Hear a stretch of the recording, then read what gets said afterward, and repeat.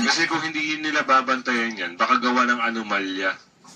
At saka, alam nyo, hindi natin alam mo yung grabe na ginagawa nila, no? Talagang mismo sila ang gumagawa na para magkagulo ang Pilipinas. Sino ito? Alam nyo naman yung sabik na sabik at gusto talaga na sila ay mamuno habang buhay. Oh. Yung history, binabalik kahit alam nyo, hindi nga gumagawa ng mga ibang bagay yung mga kababayan natin. Pero itong mga ito, sila mismo. Bro, mo magpapadala ka ng pulis, hahalugugin mo yung bahay, walang katao-tao. Ano yun? Malaki po, malawak ang intel ng mga Duterte kahit nasa ibang bansa sila.